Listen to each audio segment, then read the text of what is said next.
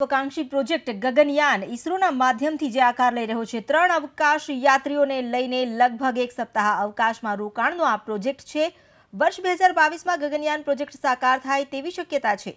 त्यारे वाइब्रન્ટ trade show में आ प्रोजेक्टनी replica मूकवामां आवी छे। केवी रीते गगनयान उड़ान भरशे अने उतरण करशे, केवुं हशे क्रू मॉड्यूल, स्पेस शूट केवुं हशे, तमाम विगतो અહીં જોવા મળે છે। तो ईसरोनो एक महत्वाकांक्षी प्रोजेक्ट जे छे, भारतनो पण आ खूब ज महत्वाकांक्षी प्रोजेक्ट जे छे गगनयान, एनी पण माहिती अहींया ग्लोबल ट्रेड शो में जोवा मळशे। लगभग 10,000 करोड़नुं बजेट केंद्रीय केबिनेटे मंजूर कर्युं छे।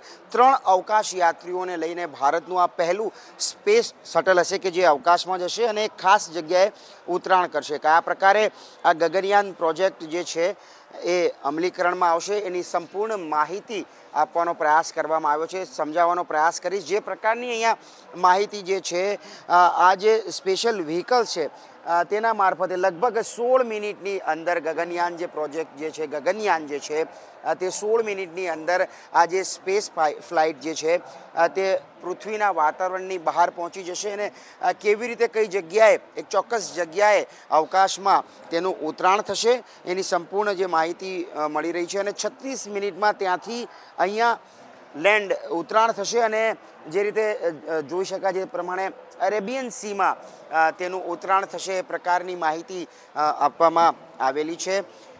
બીજી જે માહિતી આપવામાં આવેલી છે, ક્રૂ મોડ્યુલ કેવી રીતે હશે, એટલે કે મુખ્ય જે સ્પેસ ફ્લાઇટનો જે આ મુખ્ય ભાગ છે કે જ્યાં 3 અવકાશ યાત્રીઓ લગભગ 1 સપ્તાહ સુધી રહેશે, તો તેમની કયા પ્રકારની વ્યવસ્થા હશે, ક્યાં તેઓ બેસશે, કેવી રીતે સ્પેસ શટલમાં કામ કરશે, એ ક્રૂ મોડ્યુલ જે છે એ અહીંયા બતાવવામાં આવેલું છે। 3 જે અવકાશ યાત્રીઓ જે છે, હવે જોવાનો પ્રયાસ કરીશું કે કયા પ્રકારનો સ્પેસ શૂટ જે છે, ખાસ પ્રકારનું જે પહેરણ છે અવકાશ યાત્રીઓ માટે, એ અત્યારે જે છે સ્પેસ જે શૂટ છે તે કયા પ્રકારનો છે એ પણ અહીંયા નિદર્શિત કરવામાં આવશે। જ્યારે પણ આ જે સ્પેસમાં જ્યારે અવકાશ યાત્રીઓ જશે ત્યારે કયા પ્રકારનું શૂટ હશે અને એની વિશેષતા શું હશે, આ વસ્ત્રની વિશેષતા શું હશે એ પણ અહીંયા માહિતી આપવામાં આવેલી છે।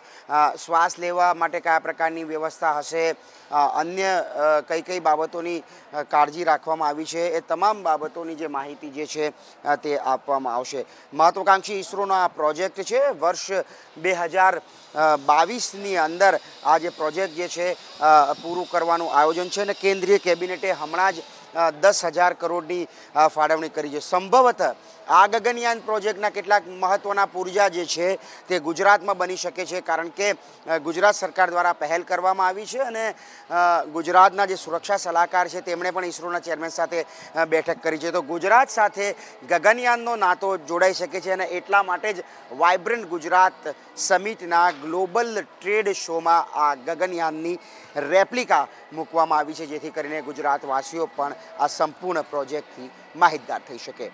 કેમેરામેન નિલેશ વગોરા સાથે કલ્પેશ રાવલ, એબીપી અસ્મિતા, ગાંધીનગર।